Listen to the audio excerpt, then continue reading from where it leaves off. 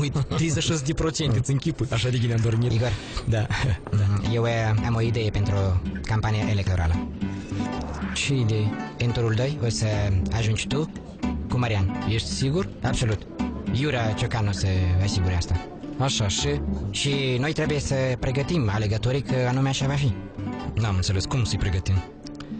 Noi trebuie să creăm această impresie că voi sunteți împreună. Un fel de tandem, înțelegi? Tu crezi că de ce am luat eu acest slogan împreună suntem mai puternici? Adică tu împreună cu Marian sunteți mai puternici, înțelegi?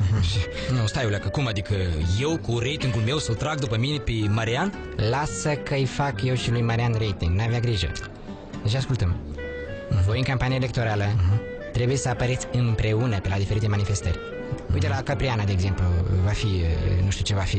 Canonizarea lui Bănulescu Bodoni. Oh, exact. Acolo să vă țineți mai aproape unul de altul, înțelegi? E bine, nu chiar de mână, dar așa, în preajmă.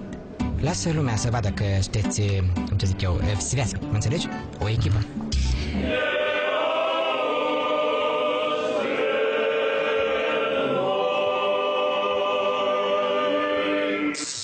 Vlad, eu nu știu, pentru Marian poate asta e bine, dar pentru mine nu chiar. Ratingul lui poate să crească, dar am eu precis, nu? Băi, fii pe pace. Eu o să-ți asigur așa un rating că o să rămâi cu astea, cu gura cascată. Ascultă-mă. Așa, acum cu panourile publicitare. Este important ca pe panourile publicitare să apăreți împreună. Pe o parte a panoului să fie Marian, pe cealaltă parte tu. Igor Dodon, președinte al țării.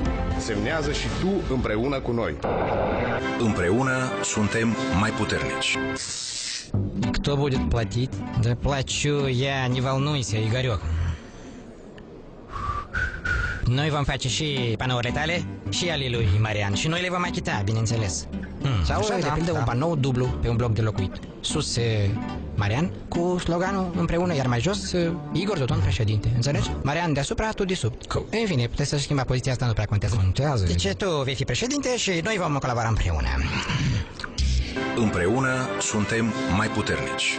Suntem pentru Igor Dodon, președinte al țării. Vlad, voi o să-mi dezamăgiți alegătorii. Ei o să-mi întoarcă spatele. Băi, uită, băi, odată de alegători. Nu ei o să te votezi, eu, auzi? Eu o să te votez, ce dracu? Bun, dar dacă jurnaliștii o să observi că eu sunt peste tot lângă lupul, eu trebuie să reacționez cumva. Cum să reacționezi? Ce ai în vedere? Nu să spun că lupul vrea să-și ridice ratingul din contul meu. Asta poți să spui. Să-i spun câte procente o să aveți voi în primul tur? Tu 21, Marian 16. Iar în turul 2 tu ești cu 54% și Marian cu 46%. Gata, totul e aranjat, Igor. Nu, dacă ești așa de sigur, dar eu am să... Tu uiți cu cine vorbești. Cât s-a mai întâmplat să nu iasă așa cum vreau eu? Da, aici ai dreptate. Bună, ești liberă. Dar, apropo, pe Leancă, nu l-ai zărit pe aici undeva?